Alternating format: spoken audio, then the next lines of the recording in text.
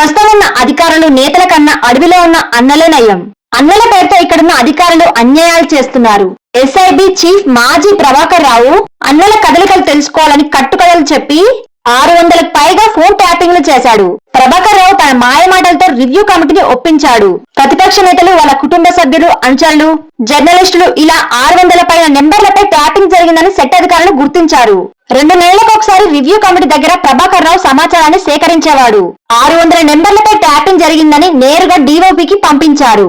అన్నల పేరుని పోలీసులు ఇలా కూడా వాడుకుంటారని ఇప్పుడే తెలుస్తుంది. అన్నలకు కొంతమంది సహాయం చేస్తున్నారు, అన్నలకు వీళ్ళు సంబంధం ఉంది అని దొంగ నాటకాలతో ఈజీగా ఎలాంటి ఎంక్వైరీ లేకుండానే ట్యాపింగ్ పర్మిషన్ తీసుకున్నాడు. నెంబర్ వెరిఫికేషన్ చేయకుండానే ట్యాపింగ్ కు పర్మిషన్ ఇచ్చారు. అన్నల పేరుతోనే అధికార ప్రతిపక్ష నేతలు, జడ్జీలు, జర్నలిస్టులు, మీడియా సంస్థ ఓనర్లు, వ్యాపారవేత్తలు, ఐఏఎస్, ఐపీఎస్ అధికారులు ఇలా రాష్ట్రంలోని అన్ని వర్గాల శ్రేణులపై 600 పైగా నెంబర్లు ట్యాప్ చేశారు. 2023 నవంబర్ 10 నుండి కాంగ్రెస్, బీజేపీ, లెఫ్ట్ పార్టీలకు సంబంధించిన కీలక నేతల ఫోన్ ట్యాపింగ్ తో పాటు వాళ్ళ కుటుంబ సభ్యులు, అనుచరుల ఫోన్ కూడా ట్యాపింగ్ జరిగాయి.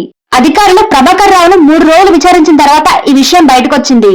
ప్రభాకర్ రావు ఫోన్ ట్యాపింగ్ తన వృత్తిలో భాగంగానే చేశాను, ఈ సమాచారాన్ని ఎక్కడ దుర్వినియోగం చేయలేదని అంటున్నాడు. కానీ అప్పటి ప్రతిపక్షాలకు ఎవరైనా ఆర్థిక సహాయం చేసినా వెంటనే ప్రభాకర్ రావుకు ప్రణీత్ రావు భుజంగరావు బీఆర్ఎస్ ఎమ్మెల్యేలకు, ఎమ్మెల్సీలకు వివరాలు పంపేవాడు. ఫోన్లను ట్రాక్ చేసి డబ్బులు స్వాధీనం చేసుకునేవాడు రాధాకిషన్ రావు. ముఖ్యంగా బీఆర్ఎస్ నుంచి ఇతర పార్టీలకు చెందిన వారిపై నిఘా ఎక్కువ పెట్టారు.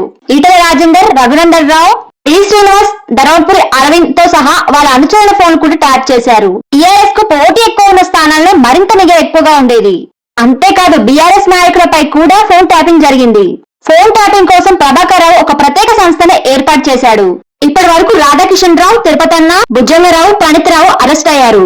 ప్రభాకర్ రావుపై అధికారులు ఇంకా విచారణ కొనసాగిస్తున్నారు. కవితక్క లిక్కర్ స్కామ్ తో జైలుకెళ్లొచ్చింది. మన కేటీఆర్ అన్నపై ఈ ఫార్ములా కేసు నడుస్తుంది, త్వరలో జైలుకెళ్లబోతున్నాడు. ఫోన్ ట్యాపింగ్ కేసులో మన పెద్దన్న కూడా బయట పడతాడా లేదా చూడాలి. అధికార పక్షం, ప్రతిపక్షం ఒకరిపై ఒకరు కేసులు పెట్టుకోవడంలో చాలా బిజీగా ఉన్నారు. అభివృద్ధి మర్చిపై కేసులపై నడుస్తున్న తెలంగాణ. దీని గురించి మీరేమనుకుంటున్నారో కామెంట్ చేయండి.